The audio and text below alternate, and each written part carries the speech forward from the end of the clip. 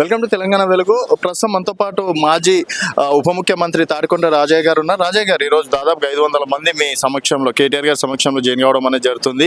So ఉప ఎన్నికలు వస్తే అంటే మీ నియోజకవర్గంలో బీఆర్ఎస్ గెలుపు ఖాయమని చెప్పి ఈరోజు స్టేషన్ గన్పూర్ నియోజకవర్గము తెలంగాణలోనే ఒక ప్రత్యేక స్థానము.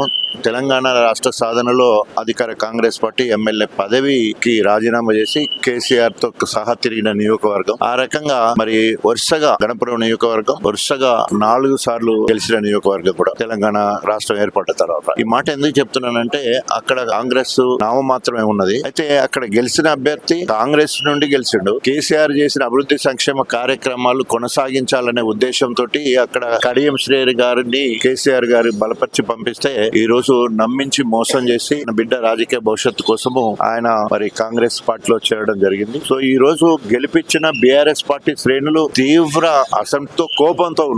ఎందుకంటే మేము కష్టపడి మా చెమటోర్చి గెలిపిస్తే మమ్మల్ని కాదని పోయిన ఇటు బీఆర్ఎస్ వాళ్ళు కోపంతో ఉన్నారు. కాంగ్రెస్ వాళ్ళు ఎవరైతే ఓడగొడదాం అనుకుంటారో మేము తయారు చేస్తే మా కాంగ్రెస్ ప్రభుత్వానికి వస్తాను అని చెప్పేసి వాళ్ళు కోపంగా. సో రొంట చెట్టిన రేవడి లెక్క వాళ్ళు ఉన్నాడు, నా గర్క నా గట్క.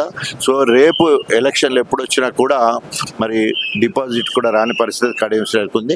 అంతేకాకుండా ఈ రోజు ఇప్పుడు మామూలుగా నిజం చెప్పాలంటే ఎవరైనా వలసలు ఎప్పుడైనా కూడా అధికార పార్టీలోకి పోతారు. కానీ ఈ రోజు కడియం శ్రేయర్ మీద ఉన్న వ్యతిరేకతతో పాటు కేసీఆర్ గారి మీద ఉన్న అభిమానము, జరిగిన అభివృద్ధిని చూసి ఈ రోజు కేసీఆర్ గారి నాయకత్వంలో మరి కేటీ రామారావు గారి ఆధ్వర్యంలో ఈ రోజు దాదాపు 500 పైచిలకు మంది ఈ రోజు పార్టీలో వచ్చారు. సార్, ఆయనకు మంత్రి పదవి ఇచ్చే అవకాశం ఉందని చెప్పేసి అంటున్నారు. కేవలం మిమ్మల్ని చెక్ పెట్టేందుకే మంత్రి పదవి ఆఫర్ అని చెప్పేసి అనుకోవచ్చా? నిన్నటి నుంచి ఊహాగానాలు వస్తున్నాయి సార్. ఆయనకు మంత్రి పదవి రాని ముఖ్యమంత్రి పదవి వచ్చినా కూడా ఆయన చెల్లని రూపాయి. సో చెల్లని రూపాయి దాని ఎంత బరువున్నా కూడా పనికిరాదు అది.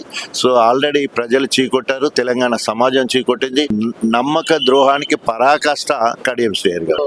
కడియం శ్రేయర్ మీద వ్యతిరేకత రోజు రోజు పెరుగుతుంది. ఆయనకు ముఖ్యమంత్రి స్థానం ఇచ్చినా కూడా ఆయన గెలవడం ఇంపాసిబుల్ అని చెప్పేసి కూడా తాడికొండ రాజయ్య గారు అంటున్నారు. ఇది రాజయ్య గారితో స్పెషల్.